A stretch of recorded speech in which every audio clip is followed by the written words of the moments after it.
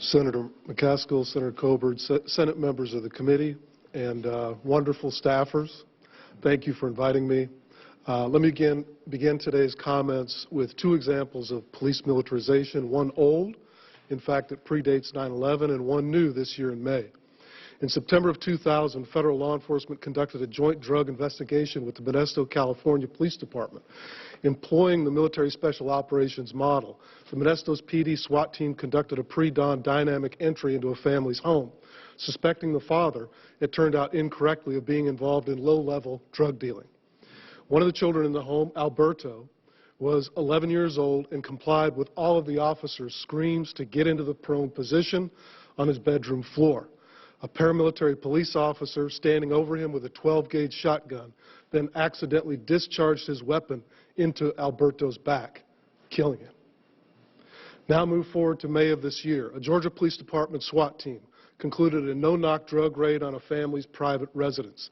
The officers threw a percussion grenade into the home. The device landed in an infant's crib next to his face, and then it detonated. Despite being comatose for a number of days and receiving severe lacerations and burns, the baby did survive. Not that it should matter, but the family was not involved in drug dealing.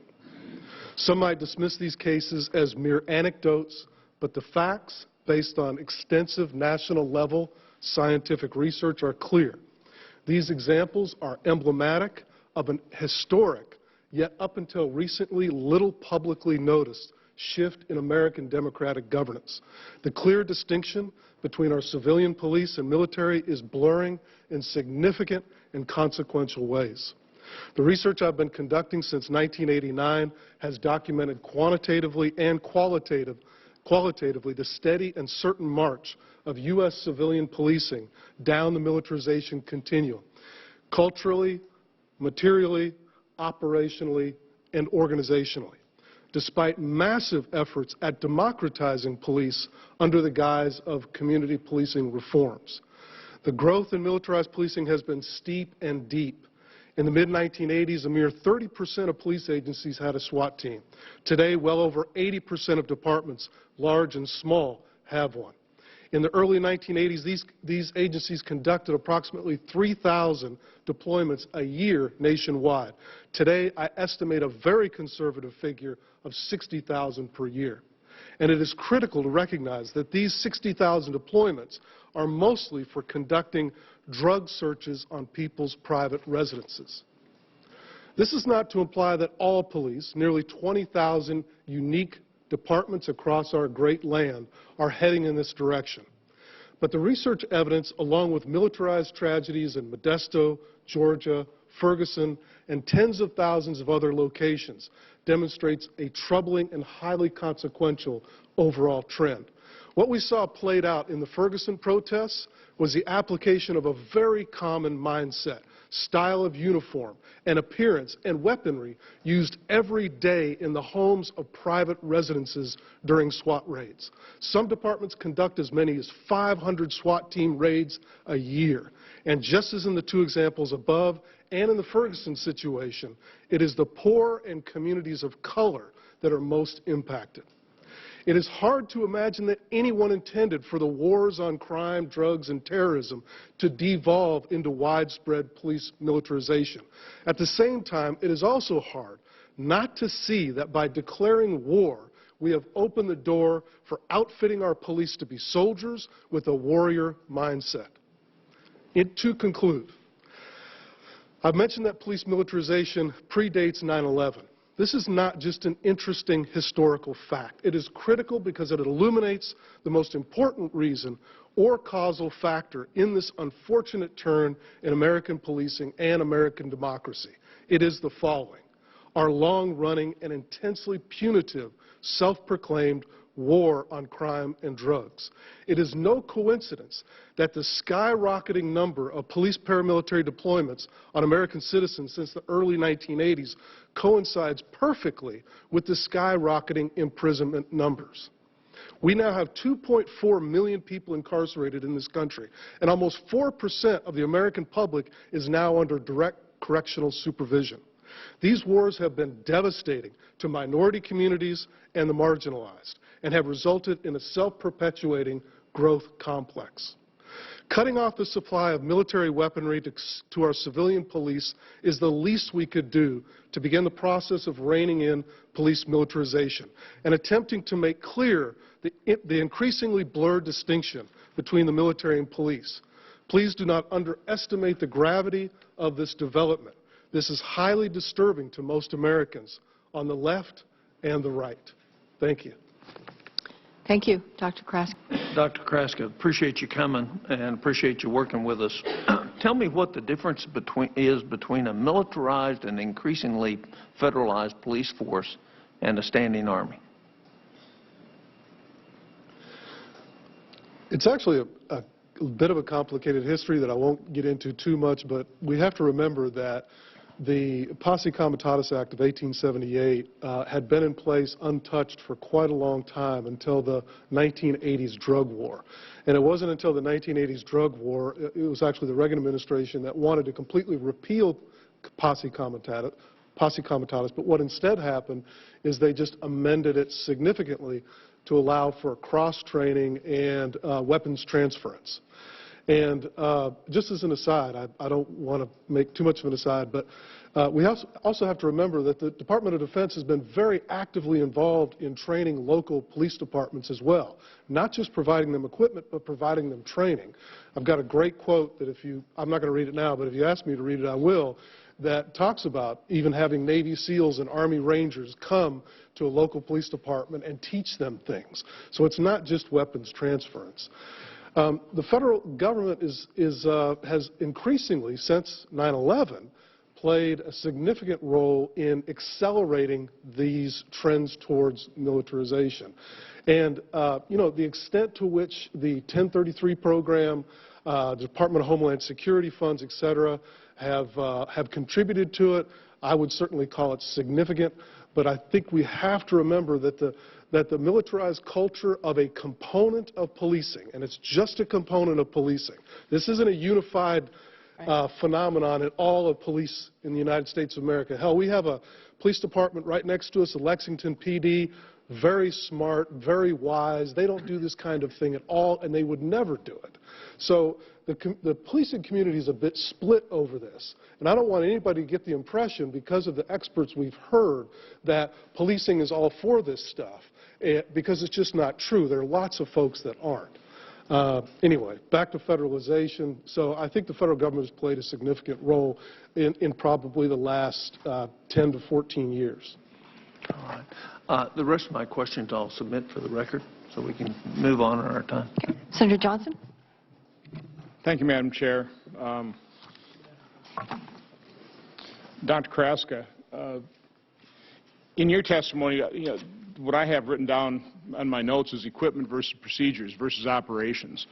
How much of it is really about procedures responding to just the events in society versus the actual equipment? I mean, what's causing what?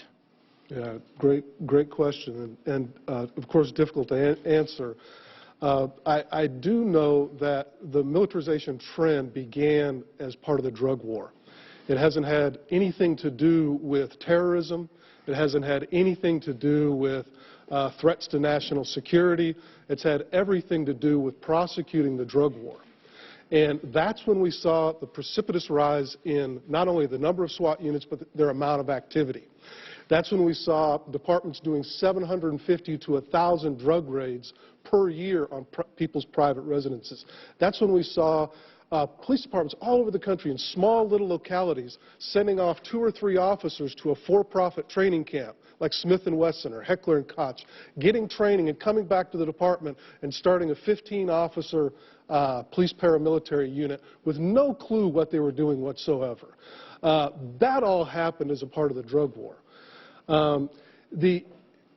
So I have a hard time making any sort of credible analysis that what we're seeing is just a reaction to an increasing insecure homeland situation.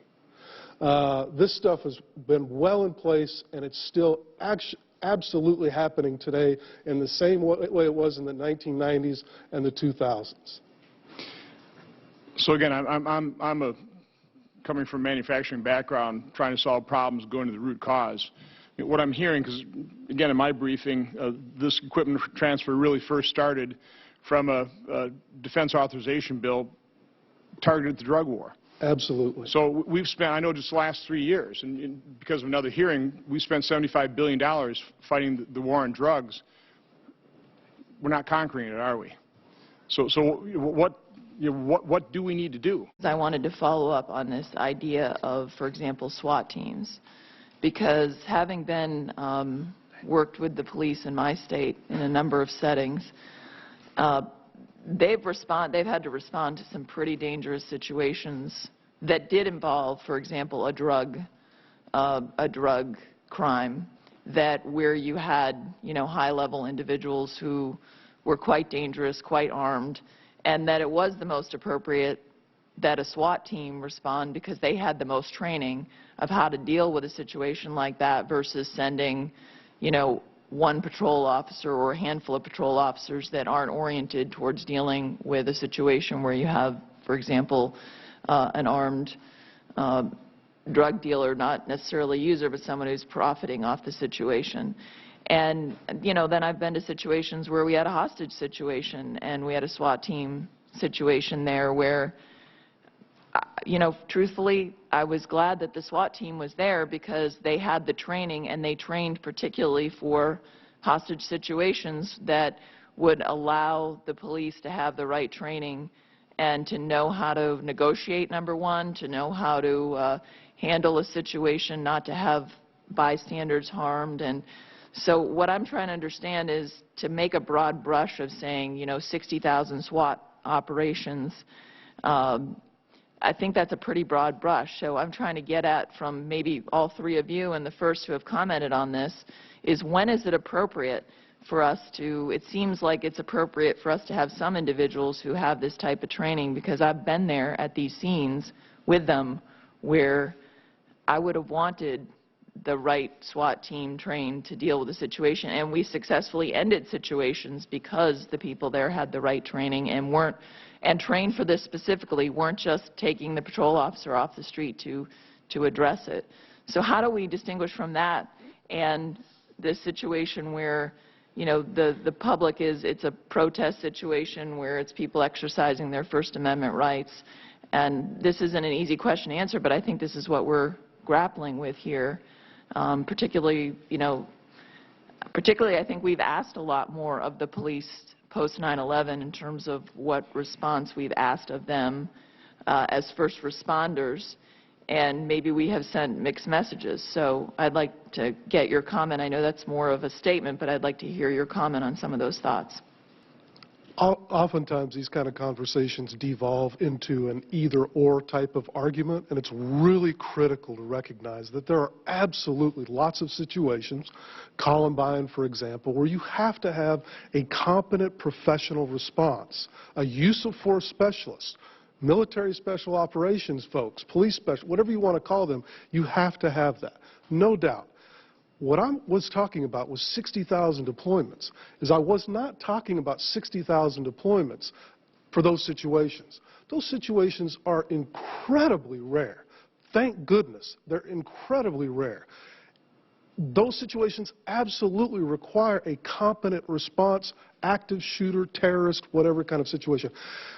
Our research demonstrated conclusively that 85% of SWAT team operations today are proactive, choice-driven raids on people's private residences. 85%.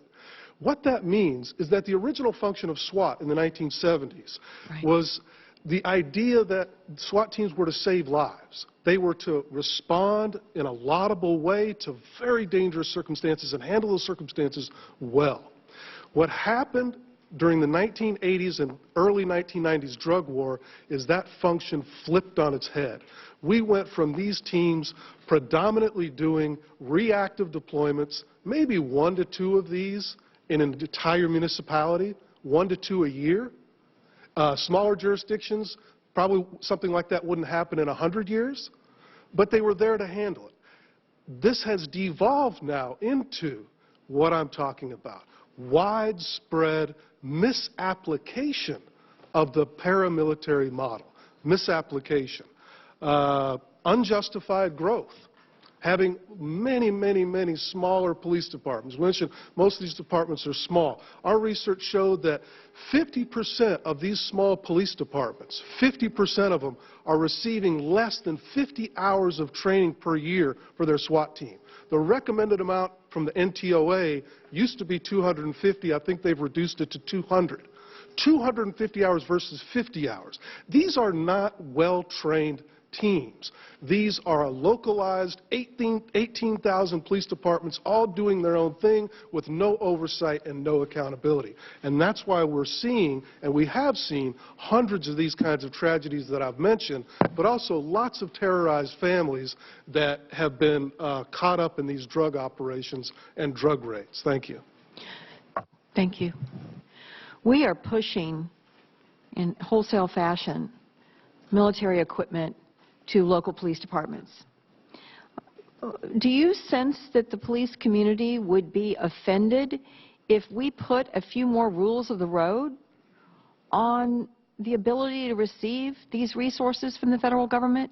I mean, why wouldn't we require that if you were going to get federal funding in this space, that you would have to have 200 hours worth of training, and that the size of your police department would be relevant to the decisions as to what you would receive, and that a SWAT team on a very small community, particularly one that's a suburb, where there could be regional access to specialists in the rare but very important situation where that kind of training is absolutely essential to protect life of innocent people and, most importantly, the lives of the police officers.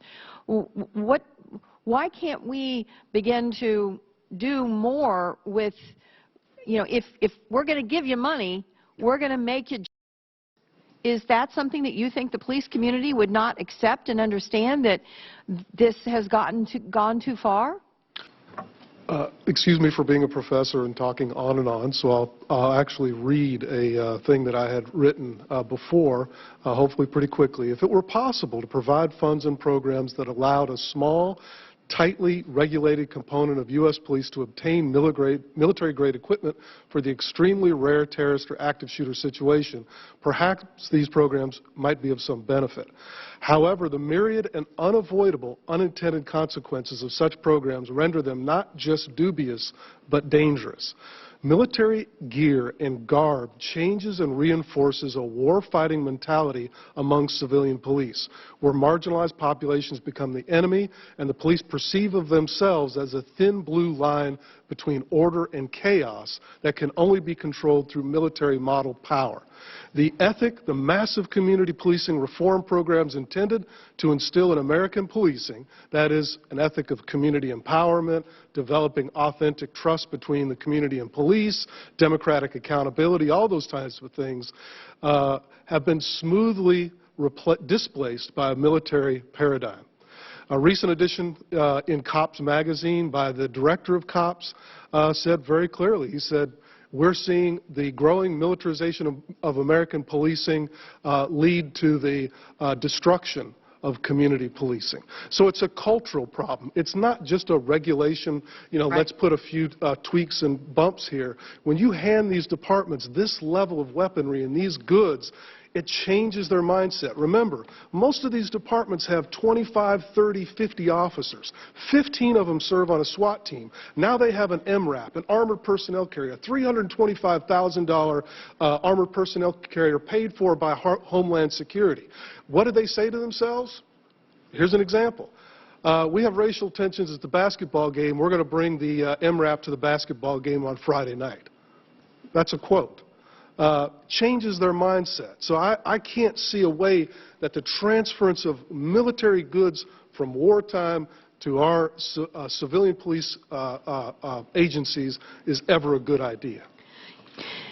I'm assuming tactical officers receive training about when putting in this kind of military presence when during daylight hours when you've got lots of children and elderly. I mean, this crowd, yes, there were some young people in the crowd, but, you know, it was the middle of the afternoon, and you had a mounted sniper weapon pointing at people that never, ever envisioned having someone point a sniper weapon. This person this happened on Wednesday afternoon, and it was about 3 o'clock in the afternoon that occurred. So is there somewhere in the training that would be appropriate under those circumstances? Most police departments that handle civil protests correctly know that the last thing you want to do is instigate. It was just a wonderful article written in the Washington Post that interviewed a whole bunch of chiefs of police that understand this, and how you sit back and you don't antagonize, and you certainly don't display this level of weaponry. If I might, I'll just throw out one quick speculation, and I'm willing to speculate before the DOJ report comes out. I think what you saw was a high level of fear of victimization among the police. And it's a huge cultural issue right now in policing, where so many for-profit training groups and training academies are teaching this survivalist warrior mentality. And you never know who the next person is going to kill you. And you have to go home at night, so you take every possible precaution you can. Well, all of that sounds wonderful, but it does lead to an intense fear of the other, of those people, of the community you're serving. And there had been looting on Sunday night, and they burned down a store. I mean, let's be fair here. It wasn't like that this activity was completely lawful. There was a lot of unlawful activity that I think really shook the bones of the law enforcement community in this area, that they would have that kind of lawlessness. So that is something that we have to be very fair, we have to factor that into their response. Absolutely, but I would have to say you have to look at a situation like Hurricane Katrina, where the initial response from FEMA was not what's been traditionally done in this great country, which is humanitarian aid. The initial response from FEMA under the Department of Homeland Security was, this is a security threat. And they spent 3, almost 4 full days supposedly securing the area, later of which we found out was false, that there wasn't an area to secure. People were in dire need of help. Securing the area before they gave humanitarian aid. That's the kind of mentality I'm talking about. It's a security first, aid second mindset, which is also what our good friend said down the table. Right.